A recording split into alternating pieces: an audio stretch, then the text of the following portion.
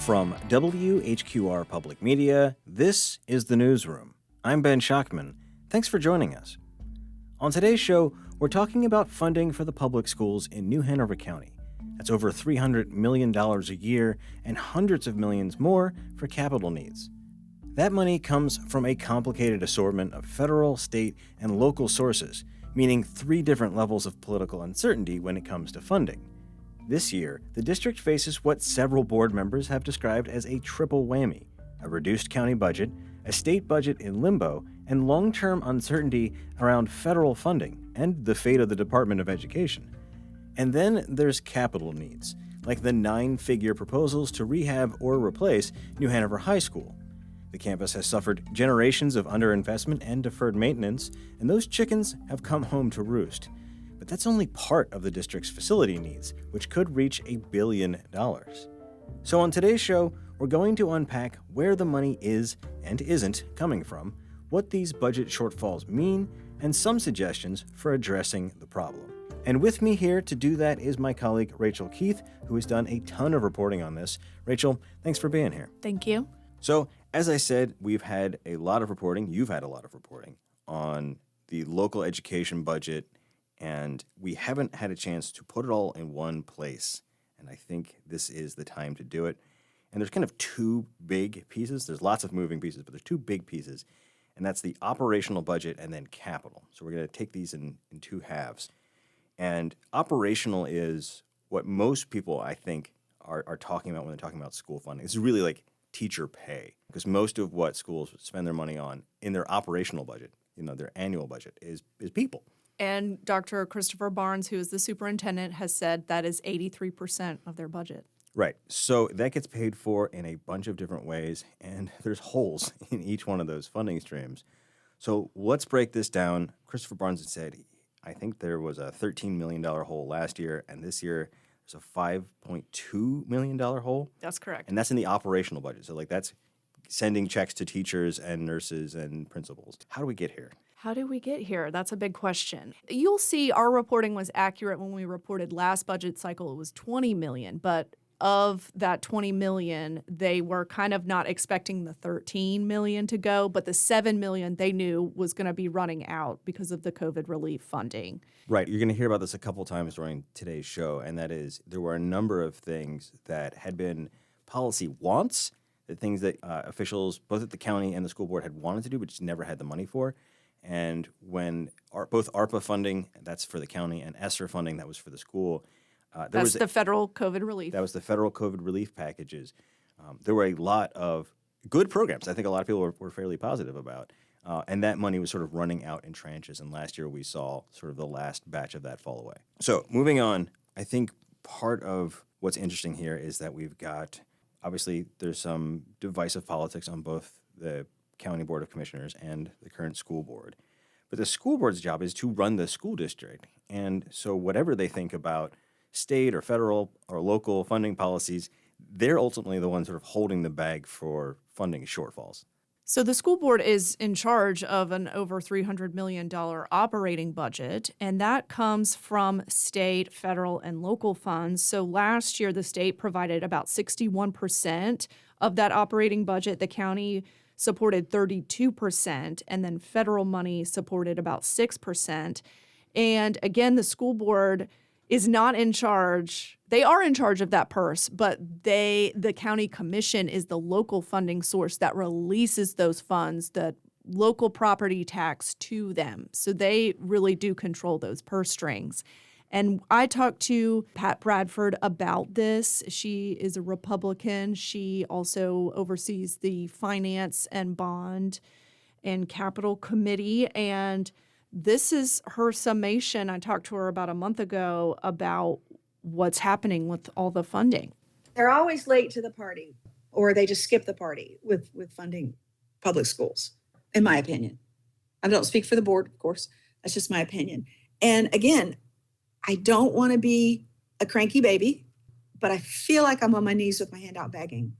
And I'm begging at 4 different doors. And so what she's referring to, who is late to the party? She was talking about the General Assembly. So again, 61%, the largest chunk does come from the state. And when she said 4 different doors, yes, that's the federal, local, and state. The fourth one would be the endowment, which we will talk about soon. Yeah, you didn't think we were going to get through a whole newsroom on funding and not talk about the endowment. Right, correct. So those are the begging doors. Right, and right now, what we've often heard is local school board officials asking for more and more from the state. We've heard Democrats and Republicans say the current way that the state allocates money, the allotment formula to schools, is out of whack or outdated. But we've also heard from some powerful folks in the General Assembly that they would actually like to provide less, and they would like the counties to provide more. So yes, I was at a forum that I hosted in our local community, and Senator Michael Lee was on that forum. And he said that he would like to see 45% come from the state, 45% come from the local county commission. And we have heard that the local county commission thinks that they give way above and beyond, and they even dropped what they said they would fund for this year. So I don't know how that is going to happen in the future. I mean, we can say whatever you think of the most recent New Hanover County budget, they certainly do provide above and beyond the required amount, and they fund more than a lot of other states. I don't think they're number 1 in the state out of all the counties, but they're in the top 10, I believe. Yeah, I mean, the overall question is, where is this money going to come from? And I think that's not reassuring. And obviously, Michael Lee is one senator, but he is, I believe, the 3rd most powerful Republican in the state Senate, one of the most powerful people in Raleigh. And he chairs the Senate Appropriations Committee that controls all the money, and he also chairs the Education Committee. Yeah, so it's not a done deal. We're not saying that this is a new law has not been signed or anything like that, but it gives you a sense of the attitude from Raleigh. So that said, let's talk about the state budget because it is still a big question mark.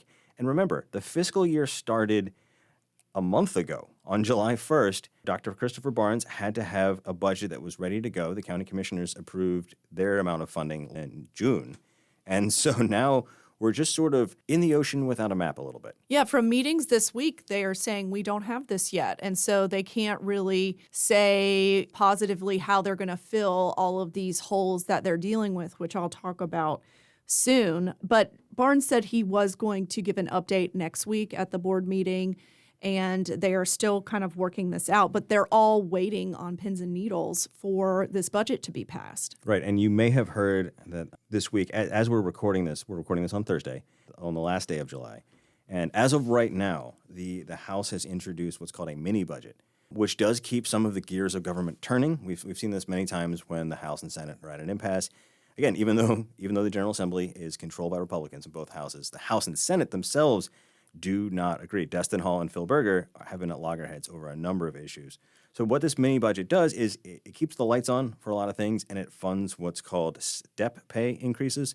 You've been a law enforcement officer or a teacher for a certain amount of time, you automatically get a certain amount of increase, and that money has to be approved because the check has to clear. But what it doesn't do is resolve how much of a percentage increase, because there's 2 proposals, right? Yes, that's correct. So the House has a 5% and the Senate has a 3%. And we talked to Dr. Barnes, and he said if the 5% gets passed, I don't know what we're going to do. And why is that? Of course, he wants the highest percent increase possible. So Governor Josh Stein proposed a 10% increase and to bring back master's pay. And why did he say that? Because the state only provides the percent increase for those state-funded positions from the allotment formula. Right, but there's other teachers and other staff members who are working in the school district who wouldn't get those raises, and that would create kind of an unfair situation, right? Yeah, because the local county commission funds those positions. And what I talked to him about was all school districts in the state, if the state gives the raise, the local positions are going to get that raise as well. And again, the state, it does provide for the increases in retirement benefits and health insurance costs, but they're not picking up the bill for those locally funded positions. That's on the local to do that. So right now, the school district is going forward, assuming that the 3% raise is what's going to happen, which seems like a realistic guess, but it is a guess. And as of right now, the General Assembly came back from recess, and they spent a lot of time in the week leading up to the recording of this podcast focusing on overriding Democratic Governor Josh Stein's vetoes. And it looks like they will probably leave, maybe with a mini budget approved, but without a budget deal, an overall state budget deal. And the plan, as we've heard it right now, is to sort of come back once a month. And so that's what the school district is looking at, sort of an uncertainty that every month they might get an answer, they might not. But that's not the only issue of state funding. Another thing that comes up almost every time we talk to people about funding is vouchers. That's brought up by teachers. That's brought up by Governor Josh Stein and our previous governor, Roy Cooper. We're starting to also see the federal government also provide incentives for private schools. So right now in the Senator Majority Leader Phil Berger is pushing that the state joins in on the tax write-off if you want to give scholarships to private schools. And he's saying on social media that the governor's not going to be buying into this, but he said that they were going to force him to do this. And if we look at last year, the spending amounts, if you lived in New Hanover County and you attended a private school and you got a voucher, that equated to $10 million from the state going into those schools. And if you look across the state, it was $432 million that went into those private schools. And as we know as well, if you've paid attention to the school budget, charter school funding has to come out of the public school budget, and that was about $7 million. Right. So that's hard for the school district to know that these other funding that they need is going elsewhere. Right, and I think, in case you haven't followed this story, charter schools are public schools under the law. Obviously, they're very different in some cases, but it's the funding stream that goes to public schools. Then some of that gets calved off and goes to charter schools. These are sort of a sliding scale based on the family's income, and you basically the vouchers, correct? The vouchers, yeah, and you basically get a check to help support your student going to private school. The argument is that this is your taxpayer money and it should follow your student. Obviously, that's controversial. Some people support that, some people don't. But some of the research that our colleagues WUNC and WFAE have done, and other people have been looking into this in other states, shows that in many, many cases, these were students who were already going to private school, and this is just sort of a tax rebate for the families. Now, some people would argue that's perfectly fine, but a lot of the arguments we heard in favor of the voucher system early on was that this would help family have more educational choice. And that hasn't really played out based on the data that we've seen. And I think the argument we hear on the left from more progressive or school advocates is often that this would probably be less of a pain point if we weren't looking at all these other funding shortfalls in public schools. If our public school was fully funded, we had all the nurses we needed, all the teachers we needed, all the capital needs we need to address, put a pin in that, then I don't think as many people would be upset about the voucher program. I mean, some of these are religious-based schools. They can be selective about their student body as well. And, proponents of private schools, they will see the per pupil spending for public school students. I mean, that is still higher than what they get for the refund from the vouchers. And again, the legislature did put income caps on accessing those money for families, but they did recently knock those caps. So if you earn $1 million a year, you can still access some money, about $4,000. But here's Dr. Barnes, talking about why he feels that the system is unfair. You're never going to know that for sure until you make sure that private schools and charter schools have to operate by the same standards that public schools do. Yes. And when charter schools and private schools have the ability to exclude some children, it is not a level playing field. So you heard board member Pat Bradford emphatically seconding Barnes's point there. Yes, and it's interesting because Bradford is very vocal about giving funding to public schools, but I asked her about the county tax rate, and she was happy with that. And she believes in school choice as well, but she's saying that the state needs to find and provide for the public schools as well. And I did interview them together because they are working on a lot of these funding issues together. Right, and I will just say a quick note, probably for a whole other podcast for another time, is that even if public schools were fully funded and the voucher program was still running and everyone was kind of copacetic with the situation, I still think journalists would have an obligation to look at what was going on in those private schools that were now getting public money, because anywhere public money goes, sunshine should follow. So just food for thought. That's right. And I mean, I did a story earlier this year, and none of the private schools would talk to me about how they assess their students or what their scores were, except for one of the private schools who gave me some data. But that's what Dr. Barnes is arguing. If you're going to compete in a fair system, everyone should know everybody's metrics, because the public school metrics are constantly being talked about. And then we know that some families can't go to charter schools because there isn't lunch, there's not busing provided. So he's seeing like a market imbalance. All right. Well, I want to put a pin in this conversation with my colleague Rachel Keith for just a moment, because we need to take a quick break.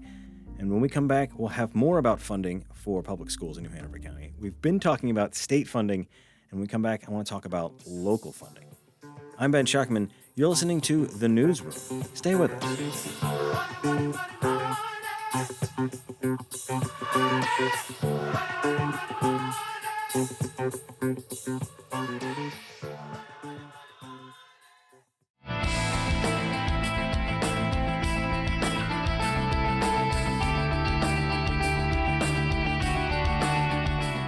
Welcome back to The Newsroom. I'm Ben Schachtman. Thanks for staying with us. I'm back now with my colleague Rachel Keith as we continue to unpack the funding challenges being faced by New Hanover County Schools. All right, so I want to move on now to local funding. This is from the New Hanover County Board of Commissioners, approves that as part of their budget every year. That is the second largest tranche of money that goes into the school district. All of the commissioners that we spoke to, we interviewed all but one, Bill Reifenbach, who didn't respond to our interview requests. But our door is still open.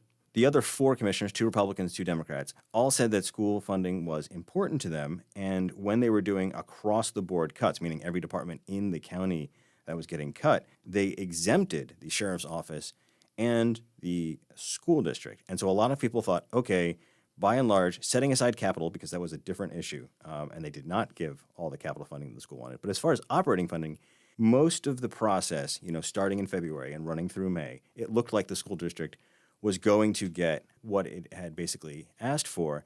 And then in the last couple of weeks, there were some, more intense deliberations about how low conservatives could bring the tax rate. They wanted to get as close to revenue neutral as possible, meaning government is not spending more this year than it was last year. And then in a flurry of activity, leading right up to the final vote, a final budget that made some deep cuts, including to the school district. This was released on a Wednesday night. On Thursday, there was an agenda review meeting.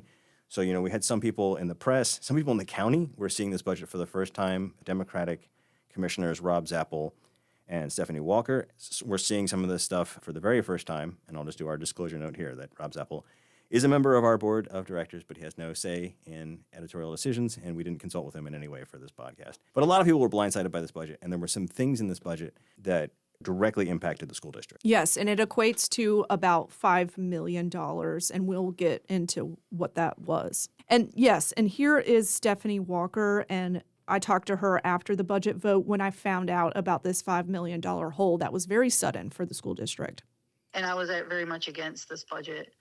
I think it cuts too deep on multiple fronts. But with the schools concerned, they can't take many more cuts, or they can't take any more cuts. They're in a position where they can't, raise their own funds. So where else can they turn to? And I think the county government should be at least there for them and the families of our county and the children in this county. They should be able to count on us for support. So there's a lot of places where these cuts showed up. It wasn't just one overall cut. There were specific line items that basically got cut. And I want to unpack each of them because it's a little bit complicated. And I want to start with nurses. So this is something that the county provides some funding for, and these are nurses in schools. Yeah, so the policy before this budget vote was to have one nurse per school, and they are provided by the county. And they basically, because of this budget, they had to cut $1.6 million out of that fund, and that meant a loss of 14 school nurses. So that means that schools are going to have to share. Of course, when I found this out, I said, what is the plan? They said they are working on it, and this does come from the county health department. So the schools are listening to their plan. So they're the one working on that plan. They say that they're collaborating and working on it, but it technically is the HHS director, John Campbell's job to figure out how to allocate these nurses.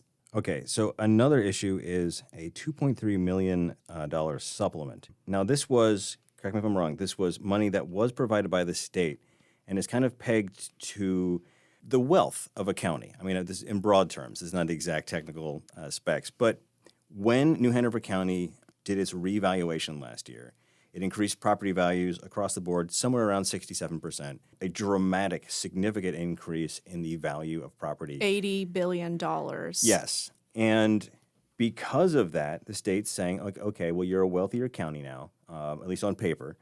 And so the state is going to provide less of this supplement. Eventually, they did not. They did not give them the additional $2.3 million that they needed to fill this hole. So as of now, I believe they're going to talk about it next week. They have not established where this is going to come from. One more quick thing that kind of snuck by some people, and you've looked into, is a loss of about, I think it was $500,000, and this is for at-risk students. Yes. So basically, the county statistics showed that we don't have as many students in poverty as compared to last year, so we lost those funds. But then I asked Dr. Barnes about this, and he said that doesn't mean that the needs have gone away.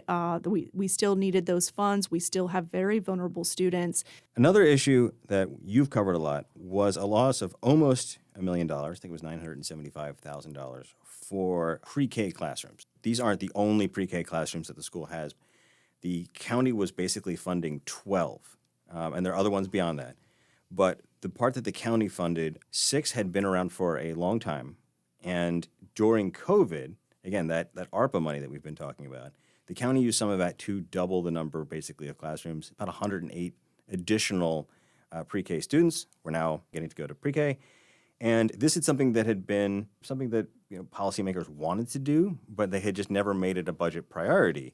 And that included under Republican and Democratic-led county commissions. But with that ARPA money, like we said, there were a lot of things that they had always wanted to do that now they could. And the ARPA money ran out basically during the last budget cycle. And so this budget cycle, for many of the iterations that we saw, including County Manager Chris Coudre's initial proposal, and then kind of a compromise budget that Bill Rivenbark, Rob Zappel, and Stephanie Walker were on board with, all included basically picking up the tab and making this a regular. Yes, and then the night before when you were talking about that vote, it evaporated. And so what was passed was the cut of those classrooms. And so Dr. Barnes had to scramble and figure out some ideas to cover that, and a very controversial idea was to close Mary Washington Howe. And the community said, no, you are not taking this school from us. We need to keep it open. The board listened. And so what Dr. Barnes did was he found money in Title I funds, which are carryover funds, which are federal funds for schools that have higher concentrations of low-income families. And so this chunk of money, he was planning to divvy out to Title I schools based on a formula. And he was telling them, you're likely going to get these funds, but they were not promised.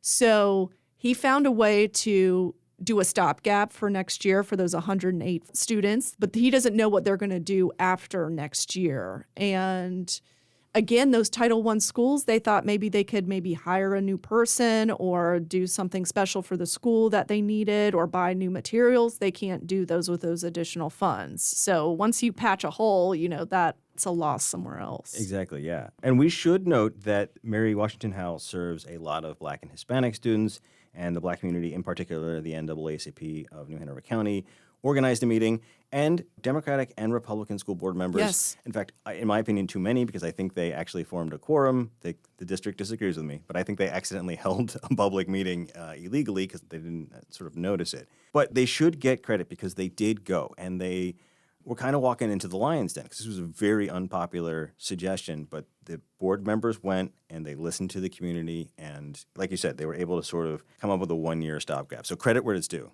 Yes, and that was Republicans Pete Wildeboer and Pat Bradford and David Perry, and then Democrat Dr. Tim Merrick. They were all there. And the community was hard on them, but they also said, thank you for just coming here, and thank you for listening to us. So that goes a long way. But you did speak to people who work in the pre-K world who are really concerned about this issue long term. Yes, I did talk to Jane Morrow of New Hanover County's Smart Start. She's the executive director that does a lot of work with preschools in our county. From Smart Start's point of view is unfortunate. We're glad that the school system said we can keep those classrooms open for at least another year. Very appreciative of the dedication that the school board had towards those young children. But, that's how long in the future can they continue to support that? And if you've been following the pre-K discussion, I reported last year they lost the federal Head Start grant, which was millions of dollars. So the federal money went goodbye. And then we have this local funding loss. And then we have Dr. Barnes saying consistently that NC Pre-K, which now is the only funding source that they have, is not adequate for what they want to do. So that state funding is not what they need. And he points out constantly that per student, private sites get way more funds than public sites do. And that's because they think that they've got to take care of operational and admin costs that the public schools already have built in, or facilities, for example. So, and I know we'll talk about the endowment later in the show, but I do want to say that you and I both spoke with the communications director at the endowment, basically asking them about pre-K funding. And that's because when the county decided it was no longer going to fund nonprofits, or non-county agencies as they're called, there was a $1.6 million package that had already been approved by the county's committee that basically vets all of these nonprofits, run by John Hinnant, who's also the chair of the local county GOP. So they'd been through all this process, it had been approved, and a lot of nonprofits kind of assumed that money was coming their way. That was cut out of that overnight budget. And the endowment, who had kind of been reading the tea leaves and seeing where this was going, did step in with kind of an emergency grant, $1.6 million, again, just for 1 year.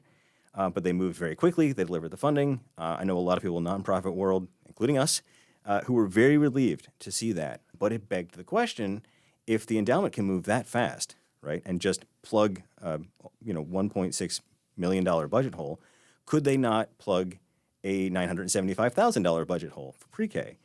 And the endowment's official response was, we don't substitute government funding. We can only supplement. And I think a lot of people in the community have pushed back, saying there's been a lot of places where that logic has looked a little fuzzy. People have pointed to the money that went to the new Fort Fisher Aquarium overhaul. They've funded a number of school programs. They did the nursing pipeline, which puts money into New Hanover County Schools, Cape Fear Community College, UNCW. Yeah, and remember the allocation for UNCW was $10 million, and around the same amount for CFCC. So it's not as if they have not put in significant 7 or 8 figure funding into other government institutions. So they disagree with us, and I think they disagree with people in the community, but that is certainly a question people have asked. And they did fund one literacy coach per elementary school. So they have continued that 3 years of funding. And I think the pitch, and we'll talk about this later, is let's do the funding, let's do the pilot so that potentially the government will pick this up eventually, because that's what they're saying. It's not a consistent money flow. Yeah, and I will just note, the endowment is very fond of pointing at its founding documents when questions like this come up, questions about, doing government funding or spending money outside of New Hanover County. The founding documents include a whole list of suggestions. These are not, guidelines. These are not official recommendations. They're just like illustrations of things the endowment can do. But one of them is universal pre-K. Right. And you and I know, and the community knows, yes, they cannot replace government, but they can supplement. Yeah. And they have done that on several occasions. On several occasions. All right, so moving on, I want to round out our conversation about operating budget here with 2 other issues that we've heard a lot about, and that is the fund balance and the allotment formula. So let's talk about the fund balance just for a minute. Yeah, Dr. Barnes and Pat Bradford, when I spoke to them for this article about a deep dive on the funding, they're very upset that it's dwindling. Right now, it's about $2.2 million. And over the years, they've had to dwindle it down because of Hurricane Florence, because of that predicament we talked about, paying for the state raises or percent increases for retirement and health benefits have gone up. And so the commission are saying spend it down so that you can give these raises, so you can account for these additional funds that you have to pay for these locally funded positions. And now they feel like they're in a bad position because what if something emergent happens and they can't release the funds right away? And the county says, we've got you. But then, it's only for specific disaster related. It can't be for other types of emergencies that come up. And that makes them feel pretty vulnerable. And again, they're proud of that fund balance. They don't want to dip into it for all these other issues, but maybe they might have to. But they are towing the line that they want to keep this healthy and they'd like to grow it. But with all their needs, it's an interesting question. Yeah. And so I want to get to this last issue now. And this is, I think a lot of people have pointed to the allotment formula. Again, this is how the state determines how much money it's going to chip in. And again, this is the largest chunk of money that goes to it. And this is based on you've got X number of students. I'm going to give you X number of positions for your school. Right. And there's been a lot of arguments, and we've heard this from Republicans and Democrats, that if this got fixed, that we would be in much better. I'm not saying everything would be 100% perfect. No. But if you fixed this, then things would be much better for the school district. Yeah, I mean, Barnes over and over again has said this formula has not changed in a decade. And so I talked to Representative Deb Butler, who mainly she's a House representative for New Hanover County mainly. And I asked her, do you know about this allotment formula and how you could change it and how you could help change these numbers? Because this is what the school district is asking for. But I can tell you that our students and our teachers are not receiving what they should be receiving. Our teachers, of course, are at the bottom of the barrel and again, not getting the pay that they deserve. And our per pupil spending is woefully inadequate. So however the formula, you can alter a formula, but the bottom line has got to be more money into public education. And this voucher scheme needs to stop because it is again, starving public education. And people can only be expected to do so much with so little. She's saying, I'm ready to put more money into public education. And again, she wants to stop the voucher funding because, again, last year we saw $432 million going into the voucher program. And you also spoke to John Hennon, who's the county GOP chair, to get sort of his take on this. Yes, and he went with Pat Bradford and that finance committee, and he is on that committee, and he took a bunch of teachers and students to the General Assembly in the spring to advocate for changing this formula to give more money to the schools. We were planting seeds. We weren't asking directly for money. We were planting seeds of things that need to be modernized, and what we heard back was this accountability model's got to be figured out. And so this accountability model that he's talking about, there's actually an ask right now from the school system to the endowment because he asked the county first and they said no. And then it's interesting, the county wouldn't even sign a letter in support of the endowment funding this. And what it was, every school gets one position and they get to decide what that position is. So what Dr. Barnes was going to do was look at these positions and do metrics associated with them to make the grounds of a pilot for the state. So he has the idea. It's just the idea is not being funded. And this is, because the legislature asked, what's the model? What's the accountability? What's the return on investment? And he's thinking if this gets funded by the endowment, he could show that. But we have not heard if that funding has come through. And I believe it's around $4.2 million for those positions. So that's kind of what we're looking at when it comes to funding for the district's operational costs. Obviously, the last piece of that puzzle is the federal funding, and we've had some reporting that was frozen. I believe North Carolina Attorney General Jeff Jackson joined a lawsuit in part because of that.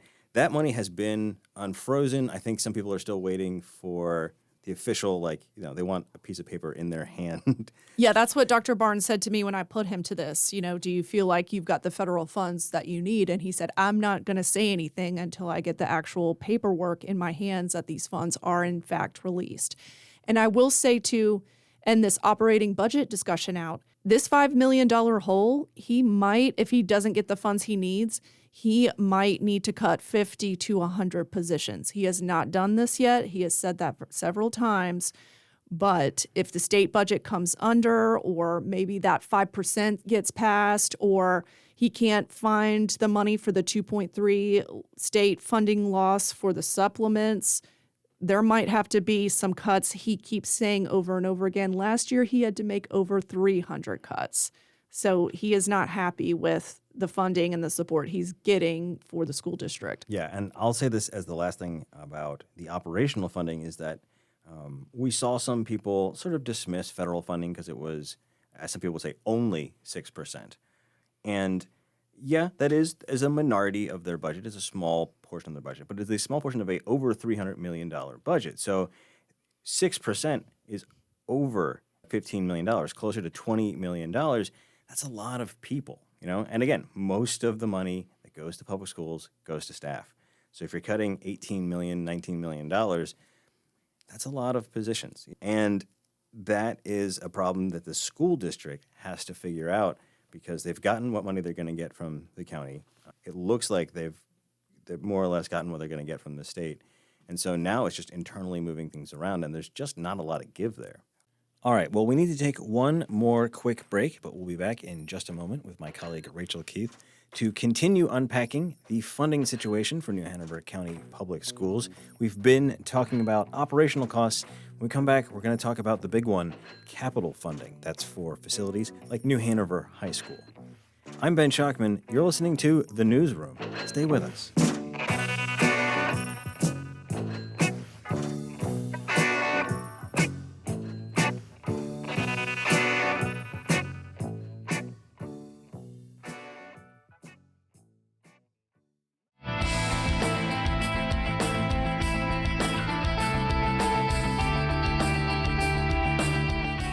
Welcome back to The Newsroom. I'm Ben Schachtman. Thanks for staying with us. I'm here with my colleague Rachel Keith as we continue to unpack the funding challenges being faced by New Hanover County Schools.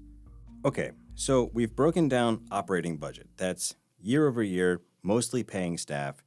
Then there's the whole other world of capital funding, which is buildings and campuses and all of the places and spaces that those faculty and staff work in. Yeah, and that includes furniture and cars and electronics too, computers, iPads. And if you thought the budgets for operating could be a little eye-watering, wait till you get to some capital figures. It's, as a reporter and hearing over and over again at these meetings, all of the needs, and year after year, there's no funding stream for them. They're starting to add up. And the most recent list that the Capital Finance Bond Committee that the school district has, I mean, it lists $581 million in needs. And at the top of that list is New Hanover High School, and we're going to talk about that in a minute. But on this list, it's $89 million budgeted, but we know that it's going to probably cost $230 million. And that's one thing I think I want to plug into this conversation up front is that if you've been following any major capital needs story, whether that's the New Hanover High School or the Cape Fear Memorial Bridge, you've seen extraordinary price increases. Extraordinary. And that's based on two things. One is inflation. And inflation played a major role in the growing budget cost of New Hanover High School and a lot of other projects around town. But it's also, as projects move along, they get more and more granular plans. And so an original sort of ballpark estimate doesn't really get into all the nitty-gritty of what's actually going to be needed. That's a huge part. And we're talking about like hundreds of millions of dollars when it came to the Cape Fear Memorial Bridge. People ask, how did this go from $500 million to $1.1 billion?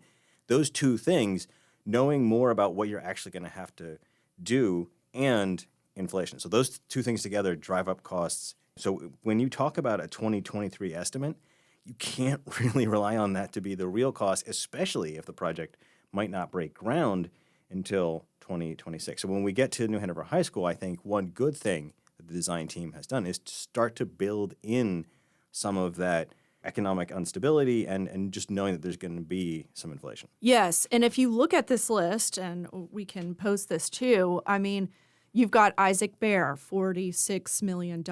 You've got building river lights. They've been talking about this for years. On this chart, it has $43 million. Pine Valley needs to be replaced, $44 $44 million. Mary C. Williams also needs to be replaced, $45 million. Trask Middle School needs a new building. That is $78 million. And these, again, are old numbers. And what the county, I believe, did fund the district-wide facility survey. And so that's probably going to show about $1 billion instead of the $500 million in needs. So there's a lot to tackle. A lot of the conversation, rightfully so, has been around New Hanover because the county has had to constantly step in to do repairs.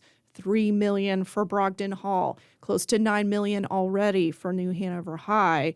And then now they know that they have to fix a lot of the school. And so it's at top of mind. But there are so many other needs in this district. Yeah, and I want people to keep that in mind as we're talking about New Hanover High School. It is important for a number of reasons. It has been historically underinvested in, and that has been very frustrating for the downtown community, for the Black community, for alumni, for a lot of people. It is also a good way to understand how this process works and what we will probably be going through with other facilities. And it gives you a sense of how these costs increase and the cost of not doing anything about it. So for all those reasons, let's get into New Hanover High School. Yeah, and if you look at my report, I mean, and we talked about this, I mean, there was a plan from 1999 that outlined a lot of these issues, and funding was an issue then. I was kind of shocked when you dug that up, just to see how, I don't know if prescient's the right word, but it was just like it identified things that we are now talking about a quarter century later. Yes, and people at New Hanover have realized this, and this has really gotten pushed to the forefront because of this nonprofit that operates somewhat like a PTA at New Hanover High School, and it's led by Cassie Rempel and Allison McWhorter, and they presented to the school district several times about the importance of this, and they're called the New Hanover Advocates. And yes, there were 3 options for New Hanover High. It looks like they are going to choose this hybrid option where they're going to build new and then also do some replacement as well. And they're going to build that athletics compound that they've always wanted because they have to practice at like Legion Stadium and other places. They really don't have a home base for a lot of their athletics. Yeah, and that's when I'm talking about that historic underinvestment. Like one of the most glaring examples have been sports teams at New Hanover High School who cannot have a home game, which is like if you don't care about high school sports, this means nothing to you. But if you're involved, like there's just something humiliating a little bit about not being able to have a home game, not to be able to win on your own home turf. That's just sad. Yeah, and we're going to hear from Allison McWhorter in a second, but she says that all the time. She's hoping, since it's such a huge price tag, she's hoping that the whole community understands the needs, that they all need to support this, and that would eventually be a bond, and we will talk about this. But she said she understands that they're probably going to go with this hybrid option, but it's going to take a long time to do, and here she is. It's a 10 to 12-year investment. And I don't think that is a reasonable solution or something that we need to ask the students of New Hanover High School to have to deal with. If equity is a priority for our county, then it's got to be reflected in our capital investments. And putting it off over, I think the argument is, well, the money's not there. But putting it off over 12 years just increases the amount of money that taxpayers are going to have to spend in order to get it done. So, I mean, again, Allison McWhorter is pointing out this idea of deferred maintenance and how much it has already cost at New Hanover High School, and again, how much it will cost at other facilities. But when we're talking about New Hanover High School, as you mentioned, there were 3 plans. There was one that was basically just a rehab, and this would leave a lot of those issues identified way back in 1999 still unresolved. And that was, we don't know what the final cost would be, somewhere around $130, $140 million ballpark. And then there was a plan, one possible plan, to purchase new land, which would include, I believe, over $30 million. That's speculative because we don't actually know where they're going to buy. But if you've been on the market looking for a home in the Wilmington area, property's not cheap. And that would be closer to $280, maybe more $million. And I think that one was just too rich for a lot of people's blood. So the hybrid program we're talking about does involve some new construction. It does involve an athletics facility and some serious rehab to the existing facility. I believe they've scrapped potential parking deck that might have been part of that. So regardless of which plan they end up going with, and we all kind of think that the hybrid plan is going to get the nod, it's going to be very expensive. And people have said, well, we'll just do a school bond. But it is not that simple because the county only has so much financial capacity. People sometimes just think, oh yeah, the government can borrow money, but even counties have credit limits. So we talked to the county's chief financial officer who kind of laid this out for us right now. And as of right now, at the end of the fiscal year that just ended, their debt capacity was $94 million because they are involved in a lot of other programs. They've already taken out these loans, basically. Including the schools. Including the schools. But they're paying them back through the budget every year. And so as we go forward, I believe it'll be $131 million by the end of next year and $175 million by the end of 2028. So as they're paying off old projects, they can take out new bonds.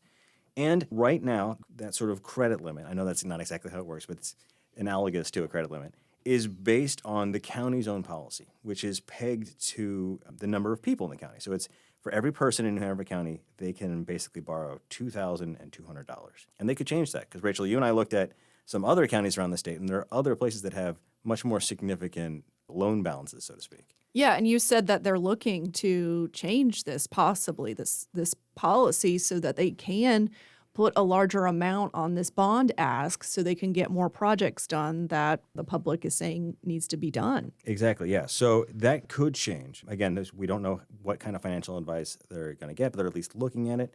And this hybrid plan, as you heard Allison McWhorter talk about, would come over 10 to 12 years in different phases. So one possibility would be a series of school bonds in the $60, $70, $80 million range every 2 years, because you can only put a bond on the ballot so people can vote on it. It has to be countywide, so it has to be an even year. It can't be an odd year. So you could put one on the 26, one on the 28, one on the 30, and so on and so forth. One of the concerns we've heard about that is, what if we get halfway through the hybrid project and people lose the political will? What if the economic fortunes change? What if the financial winds shift and, say, in 28, people are like, yeah, we're in a recession or we're in an economic downturn and we don't really feel like our tax rate going up. And then you've partially completed the project. The design team has said it's designed to be kind of modular so that each phase you could finish and it wouldn't leave students like stranded in trailers, for example. As you've reported, that's what happened during the recent repairs to Hanover High School. But I do think there's just some broader concern that, well, if we do it in phases, it lowers the pain sort of threshold for each bond, but it's less of a guarantee the whole project will get done. Yeah, and of course, if the maintenance and the problems have not been fixed for decades, the community is saying, like Alice McWhorter is saying, like, you need to find all this money now and get it done now. But as we know, there's a lot to be fixed, and we have people like Dane Scalise and Chris Kudrag. Dane Scalise is one of the Republican commissioners saying, like, the reality of the financials of the debt policy, that we will probably have to spread this over a long period of time. But people like Alice McWhorter are saying, pushing back on that, you got to find the money somewhere else. And so where would you find it? And it's interesting, when I looked in the Governor Josh Stein's proposed budget, which, again, the House and the Senate are the ones calling the shots here, but he had a statewide bond for voters to vote on for facilities for over 100 school districts we have in our state. And in this allocation, New Hanover County would have gotten $61 million. So it's going to have to be a little more creative to find these funds. We know that the endowment came in behind the aquarium to finish that. Could that be a possibility? Are they going to up the debt limit to get these funds that they need? And again, it's not just New Hanover, that's millions and millions of dollars. It's several other buildings. Absolutely, yeah. So the endowment has said that it would like to be last dollars in a project. But if there was a way where they could craft the bond in such a way that it, provided most of the funding, and again, we've said costs are rising all the time, maybe that's a place the endowment could step in and help deal with overruns. We don't know. We don't know what the political will of the endowment board will be. We don't know what things will look like in a couple of years. But we do know, and I hope we've laid out on today's show, that there are only so many places that the money can come from. It can come from the local government, the county. It can come from the state. It can come from the feds.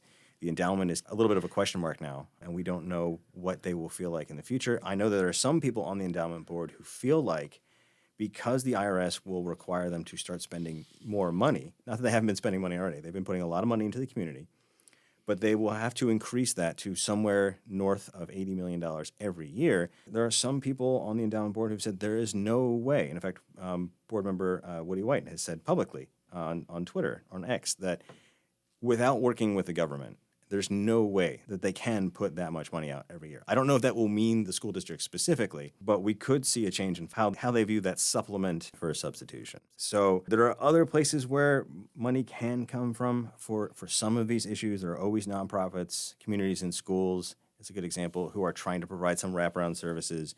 There's churches and temples and mosques that can provide things like childcare and after school programs.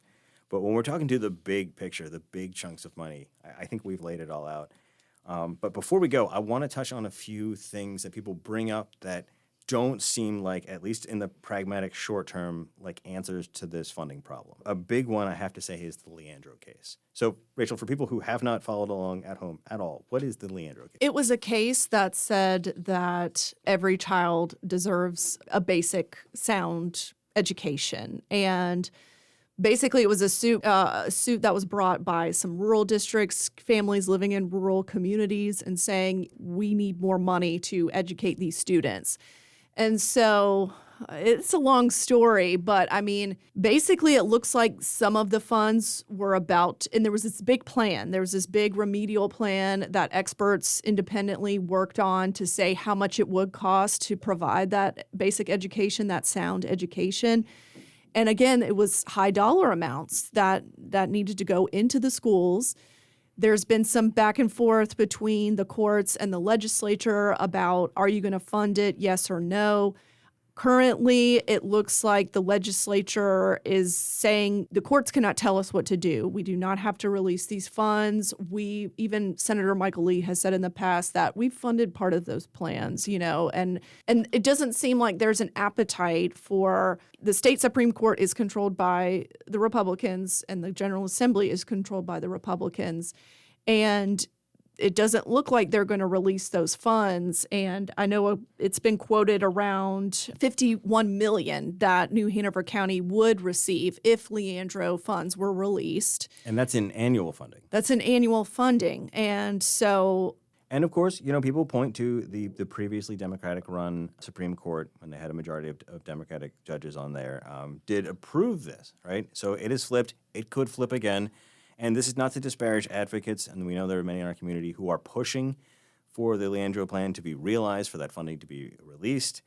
We've heard some suggestions that maybe the state comptroller could just kind of break the rules and just release the money anyway. I don't know if we want to take the guardrails off the rules of how we operate the state, regardless of whether or not we think it's a good idea. But at the end of the day, if we're talking about this year's funding problem, if we're talking about the short-term political reality of North Carolina, where Republicans do control the General Assembly and the Supreme Court, I don't think you can just hope that Leandro will come into existence and pay for teachers and nurses and massive, facility rehab and replacement programs. I think you've got to be a little bit more realistic.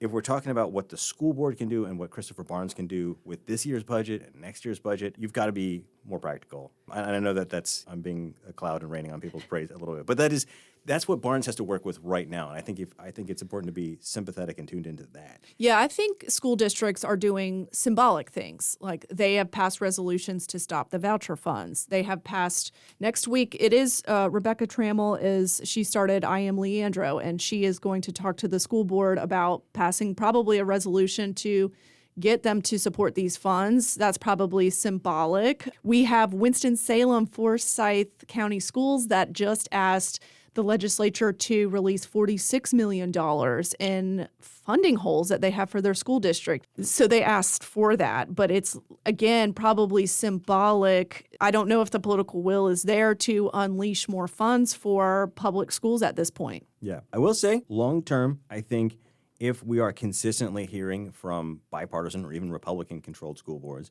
that this is an issue, that they need more funding, that, remember, everyone in the General Assembly gets elected every 2 years. And so this issue is going to be on the campaign trail, and it's going to be on the ballot box, basically, for voters. So if it is clearly the will of a majority of people, I think you obviously could see a change. So I'm not disparaging that. I'm just saying a resolution passed today won't fix a budget that we started working on last month. And I believe independent political analysts, the state is somewhat gerrymandered in the favor of Republicans. And so how much change can be made? How responsive are these legislators to their voters when there's not much challenge or they have a district that is safe? Yeah, I mean, gerrymandering is always going to be an issue. I think we have heard that in 2030, they have to finally go back to the drawing board with new maps for legislative districts.